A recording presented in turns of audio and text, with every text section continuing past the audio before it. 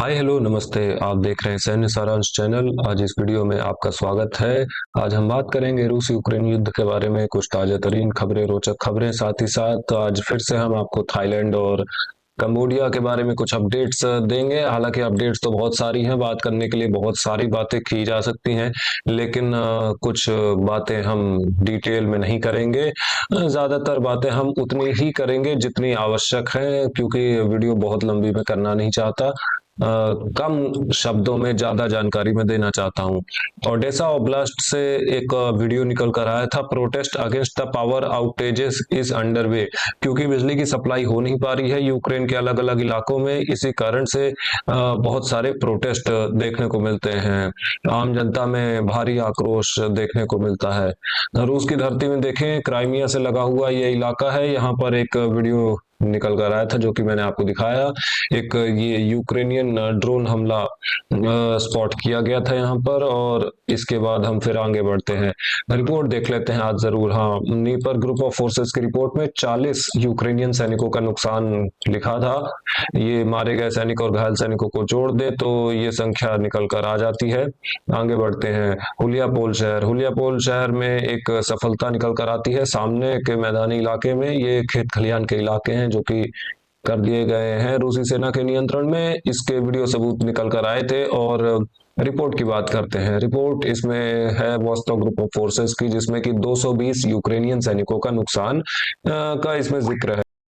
आगे बढ़ते हैं, इसको बंद करते हैं, थोड़ा सा जूम आउट करते हैं और आगे बढ़ते हैं। फ्रंट लाइन में देखने की कोशिश करें तो एक वीडियो जरूर, ये Ukrainian FPV drone strike video है, लेकिन इसके आधार पर अभी पहचाना नहीं जा सका कि क्या है कितना है। और इतनी सी सफलता मैप करने के लिए शायद ये पर्याप्त भी नहीं है। इससे ज्यादा कुछ वीडियो सबूत आएंगे तो फिर हम मैप कर पाएंगे, क्योंकि खुले मैदानी इलाके में। इसका कारण ये है, मैं आपको बता देता हूँ, ये जो ड्रोन स्ट्राइक वीडियो है ये खेत के बीचों बीच का है।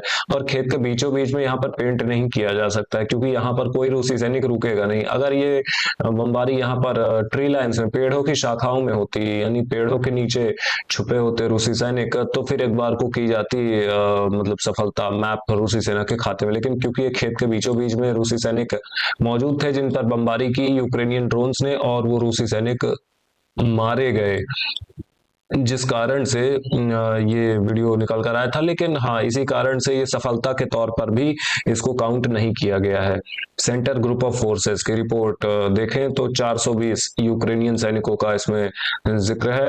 और आगे देखते हैं, पक्रोव्स्क शहर, बहुत भारी बमबारी चालू है। एक वीडियो में आपको लोड करके दिखाता हूँ। यहाँ पर फैब 3000 की बमबारी का, अभी भी कुछ यूक्रेनियन सेनाएं यहाँ पर स्थित हैं। कुछ यूक्रेनियन सैनिक शायद 100, 200, 300 या मुश्किल से मुश्किल 500 की संख्या में यहाँ पर बचे होंगे, इंसर्कल्ड होंगे। लेकिन स्थिति क्या है आप देख सकते हैं, और ये ज्यादा दिन तक कहानी चलने नहीं वाली है। इसी के साथ हम आगे बढ़ते हैं, कॉन्स्टेंटिनोवका की ओर देखते हैं तो यहाँ पर रूसी सेना के द्वारा आगे बढ़ने की कोशिश लगातार जारी है। कुछ इस तरीके से यहाँ पर स्थितियां बन रही हैं।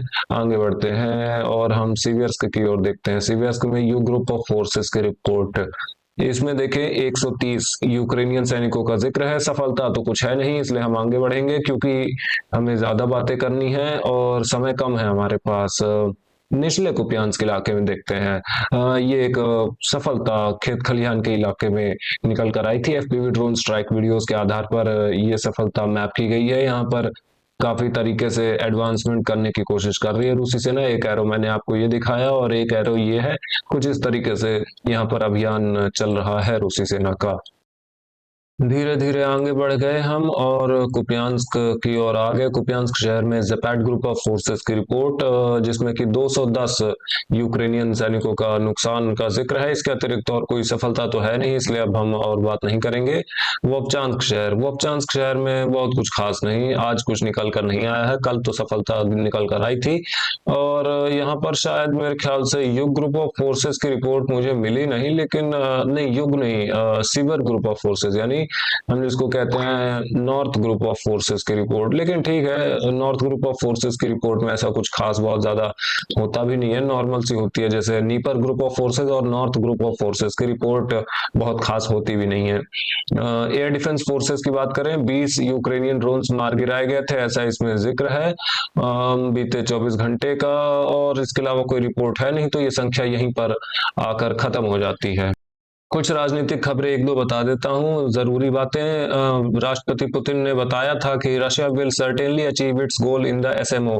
रूस किसी भी तरीके से ये जो अपने गोल्स है, इनके लक्ष्य है, इसको पूरा करके रहेगा। चाहे अगर बातचीत के माध्यम से यूक्रेन पीछे हट जाता है तो फिर अच्छी बात है, यूक्रेन का फायदा हो जाएगा, थोड़ा सा खून खराबा कम होगा। लेकिन अगर पीछे नहीं हटता है तो अपनी सेना का उपयोग करके फोर्स के बल पर, ताकत के बल पर अपने लक्ष्य को हासिल करेगा रूस। और Donbas is Russian land, Donbas की धरती रूसी धरती है, ये भी बताया था इन्होंने। एक और वीडियो निकल कर आया था, ये एक और वीडियो है जिसमें आप देख सकते हैं सुखोई 34 फ्रंटलाइन बॉम्बर्स का एक और बैच सप्लाई हो चुका है रूसी सेना को, रशियन एयर फोर्सेस को। ये जो बॉम्बर्स हैं ये बहुत जरूरी हैं, बहुत बहुत जरूरी हैं रूसी सेना के लिए, क्योंकि हम जितनी फैब बमबारी देखते हैं, फैब 500 हो, फैब 250 हो, या फैब 1500 हो, या फिर फैब 3000 ही क्यों ना हो, लेकिन ये सब बमबारी होती है इन्हीं सुखोई 34 के दम पर। अगली खबर, दिमित्री पेस्कोव सरकारी स्पोक्सपर्सन, इनकी ओर से स्टेटमेंट दिया गया है। कहने का मतलब रूस की सरकार ने यूक्रेन का प्रपोजल ठुकरा दिया है। क्या प्रपोजल? ये प्रपोजल एनर्जी सीज फायर के बारे में था। यूक्रेन के राष्ट्रपति जेलेंस्की ने रूस को एक ऑफर दिया था थर्ड पार्टीज के माध्यम से कि एनर्जी सीज फायर करते हैं, यानी दोनों देशों के एनर्जी फैसिलिटीज पर हमले को बंद करते हैं। लेकिन इसको ठुकरा दिया है रूस ने, क्योंकि रूस का कहना है कि हम एक टेम्पररी ये जो सीज फायर जैसी स्थिति हम नहीं चाहते हैं, energy cease fire, sea cease fire, air cease fire या ऐसा कुछ, ये टेम्पररी चीजें हम नहीं चाहते, हम एक परमानेंट शांति चाहते हैं। और इसका एक उचित कारण भी है। कारण यह है कि जब जेलेंस्की ने अपनी जो जमीन देने वाली मांग है इससे आज तक पीछे नहीं हटे, और जेलेंस्की जब युद्ध में शांति चाहते नहीं है तो फिर ये पार्शियल सीज फायर, ये नाम के एनर्जी सीज फायर, ये लैंड सीज फायर या सी सीज फायर, हवा में सीज फायर, आसमान में सीज फायर, इन सब का कोई मतलब नहीं है। अगली खबर, law suits against the European union. रूसी इन्वेस्टर्स ने यूरोपियन यूनियन के खिलाफ केसेस फाइल कर दिए हैं अंतरराष्ट्रीय कोर्ट में। इसका कारण यह है कि 53 बिलियन यूरोस की जो रशियन संपत्ति की, रूसी सरकार की संपत्ति और इन बिजनेसमैन इन्वेस्टर्स की संपत्ति की चोरी की है यूरोपियन यूनियन ने। अगली खबर, ये भी पुतिन के स्टेटमेंट है। पुतिन ने कुछ खास बातें बताई थी। इन्होंने बताया था किस तरीके से कहीं पर भी रूसी सेना अगर जाती है, जैसे पक्रोव्स्क शहर में जब गई रूसी सेना, पक्रोव्स्क शहर को अपने कंट्रोल में लिया, ऐसे ही हर शहर में जब भी जाती है या हर मेजर टाउन में जाती है तो बहुत से लोग होते हैं जो कि रूसी सेना का इंतजार कर रहे होते हैं, और ऐसा कहते हैं we were waiting for you, हम आपका इंतजार कर रहे थे। इससे और ये बात अगर मैं जमीनी स्तर पर इसकी पुष्टि करने की कोशिश करूं तो हाँ, ये बात पूरी तरीके से नहीं लेकिन बहुत हद तक सही है। हो सकता है ये संख्या बहुत ज्यादा ना हो, लेकिन हाँ, एक बहुत अच्छी खासी संख्या है ऐसे लोगों की यूक्रेन में जो कि यूक्रेन की सरकार से बहुत लंबे समय से नाखुश रहे हैं, सरकार की नीतियों से, और रूसी सेना का इंतजार करते हैं कि कब रूसी सेना आएगी और हमको आजाद करवाएगी, हम रूस का भाग बन पाएंगे। एयर डिफेंस फोर्सेस की रिपोर्ट भी हम जरूर पढ़ते हैं। 80 यूक्रेनियन ड्रोन्स का उपयोग किया था रूसी सेना ने। जेलेंस्की ने कहा था कि क्योंकि अब यूरोप और अमेरिका से प्रपोजल्स आ रहे हैं तो मैं तैयार हूं, हमें इसके लिए प्रपोजल दिए जाएं कि किस तरीके से मार्शल लॉ के तहत, मार्शल लॉ देश में लगा रहे, उसी बीच में इलेक्शन हो जाए, और मैं तैयार हूं 60 दिन के भीतर इलेक्शन करवाने के लिए। लेकिन इस बात में मैं कोई सच्चाई मानता नहीं हूँ। ये केवल हवाई बातें हैं पश्चिमी देशों को बहकाने के लिए, खास करके अमेरिका को बहकाने के लिए, ट्रंप को बहकाने के लिए। इससे ज्यादा मैं इसे और कुछ नहीं मानता हूँ। Ukraine has no chance of joining NATO today. ये बात जेलेंस्की को समझने में 3 साल लग गए, 3 साल से ज्यादा का समय लग गया। 3 साल से ज्यादा से समय से जेलेंस्की यही कहते थे कि हम बनेंगे नाटो का भाग, हम बनेंगे, लेकिन आज ये बात ये जानते हैं और ये बोल भी रहे हैं कि जानते शायद पहले से भी होंगे, लेकिन हो सकता है कुछ कारणों से ओपन में ना बोलते हो, लेकिन अब इन्होंने बोल भी दी है कि अमेरिका और कुछ यूरोपियाई नाटो देश नहीं चाहते कि हम उनका भाग बने। अगली खबर, सिर्स्की कॉल्ड मोबिलाइजेशन अ की टास्क। जनरल सिर्स्की यूक्रेनियन सेना के चीफ ने बताया था कि मोबिलाइजेशन और तेज होना चाहिए, ये बहुत जरूरी चीज है यूक्रेनियन सेना को मजबूत बनाने के लिए। लेकिन ये भूल गए कि ये जो लगातार चल रहा फोर्स्ड मोबिलाइजेशन है, लोगों को जबरन जो भर्ती किया जा रहा है, इससे यूक्रेन की जनसंख्या खोखली होती जा रही है। सेना मजबूत हो रही है, नहीं हो रही है, कितना हो रही है, ये तो आप भी जानते होंगे। आपकी क्या राय है इस पर, आप लिख कर बता भी सकते हैं। और कोई इवेंट, जितनी भी न्यूज मैं देता हूं उस पर क्या राय है आपकी, आप जरूर लिख कर बता सकते हैं। मैं आपके कमेंट्स रीड करता हूं। The decision on holding presidential elections in Ukraine must be made by Ukrainian people, said EC election commissioner representative. European union का भी भारी दबाव वैसे आ रहा है इस समय यूक्रेन के ऊपर, इस बात से मैं इनकार नहीं कर सकता। अमेरिका का दबाव है ही इलेक्शंस को लेकर, और ये जब से यूक्रेन में भ्रष्टाचार के स्कैंडल सामने आए हैं तब से ये दबाव और ज्यादा तेज हो गया है। हालांकि इससे कोई खासा फर्क पड़ने नहीं वाला है, क्योंकि यूरोपियन यूनियन सप्लाईज देता रहेगा। The time to end the war in Ukraine is now. American journalist, American अखबार अब कह रहे हैं कि अब समय आ चुका है इस युद्ध को खत्म करने का, अब कोई ज्यादा इसका मतलब है नहीं इस युद्ध को लंबा खींचने का। लेकिन ये इतना आसान नहीं है। मैं ऐसा इसलिए कह रहा हूं कि ये इतना आसान नहीं है क्योंकि ये भी अमेरिकन अखबार है, वॉल स्ट्रीट जर्नल, ये कह रहे हैं कि ये युद्ध हल करना इतना आसान है ही नहीं। अगर इतना आसान होता तो आज का ये हल हो गया होता। और ट्रंप भी ये बात जानते हैं कि ये बहुत बहुत ज्यादा मुश्किल है, खासकर जेलेंस्की के रहते लगभग नामुमकिन है। इसी कारण से अब ट्रंप भी, मुझे लगता है कि अब अपने हाथ पीछे खींच लेंगे जल्दी ही। खैर, हम बढ़ते हैं थोड़ा सा आगे, हम देखेंगे शायद एक दो खबरें भारत से भी मिल जाएंगी हमें। Biggest investment from Microsoft. Microsoft की तरफ से सबसे बड़ी इन्वेस्टमेंट एशिया में आने वाली है भारत में जल्दी ही। 17.5 बिलियन यूएस डॉलर्स की इन्वेस्टमेंट करेगा माइक्रोसॉफ्ट। आर्टिफिशियल इंटेलिजेंस को बूस्ट करने के लिए भारत में इसका प्रॉपर एक स्ट्रक्चर तैयार किया जाएगा।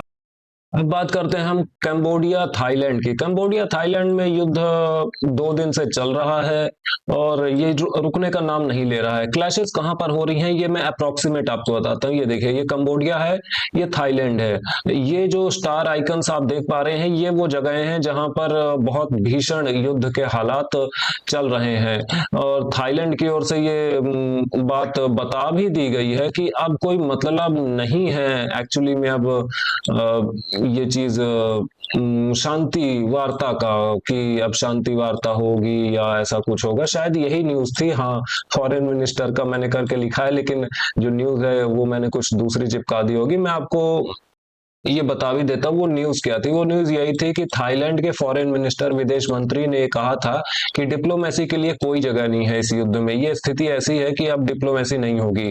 अब बात करते हैं लाल आइकन्स क्या है। ये लाल आइकन्स जो आप देख रहे हैं, हमने थाईलैंड के लिए अमेरिका की तरह दिखने वाले ये लाल आइकन्स का इस्तेमाल किया है, क्योंकि अमेरिका ऐतिहासिक तौर पर थाईलैंड का सबसे बड़ा सपोर्टर रहा है। इसका मतलब यह है कि जहां पर भी ये लाल फ्लैग आइकन्स, लाल झंडे के आइकन्स दिख रहे हैं, यहाँ पर थाईलैंड की सेना ने कब्जा कर लिया है इन गांवों पर। जैसे कि आप एक ये गांव देख सकते हैं, और भी गांव दिखाता हूं। ये जो गांव देख रहे हैं ये थाईलैंड का ही भाग था, लेकिन कुछ समय के लिए कंबोडिया की सेना ने इसको कब्जा लिया था, लेकिन फिर से वापस से इसको अपने कंट्रोल में ले लिया। अफेक्टेड लोगों की बात करूं तो अकेले कंबोडिया में 5 लाख से ऊपर लोग अफेक्टेड हैं इससे। और थाईलैंड में भी आप सेम संख्या लगभग लगा लीजिए, लगभग मैं आपको एक अप्रोक्सीमेट बता रहा हूं, और दोनों को जोड़ दें तो 1 मिलियन के आसपास हो जाता है ये संख्या। इतने लोग अफेक्टेड हैं। कम से कम 8-10 लाख लोग तो इफेक्टेड है, इससे नीचे कोई चांस नहीं है।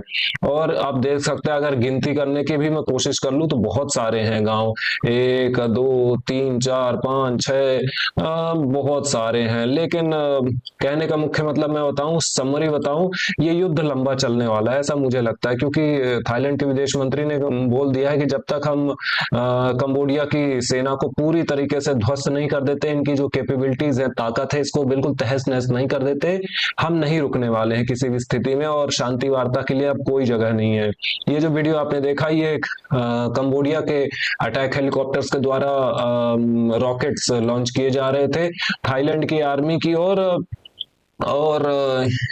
इसके अलावा मल्टीपल लॉन्च रॉकेट सिस्टम्स का भी बहुत उपयोग कर रही है कंबोडिया की सेना, ड्रोन्स का भी उपयोग कर रही है। एक चीज में हालांकि पीछे हो जाती है कंबोडिया की सेना, वो चीज ये है कि कंबोडिया के पास फाइटर जेट्स नहीं है। और एक बहुत चिंता की बात, ये आप प्रीच बिहार कस्बा देख रहे हैं, ये बॉर्डर से बहुत दूर है। मैं प्रीच बिहार मंदिर की बात नहीं कर रहा हूँ, प्रीच बिहार मंदिर ये रहा, मैं इसकी बात कर रहा था, ये रहा प्रीच बिहार मंदिर, जिससे हमेशा ये युद्ध शुरू होते रहे। ये पहाड़ी के ऊपर है मंदिर, और ये इस इलाके की सबसे ऊंची पहाड़ियों में से एक है, जिसको कंबोडिया छोड़ना नहीं चाहता और थाईलैंड किसी कीमत पर देना नहीं चाहता।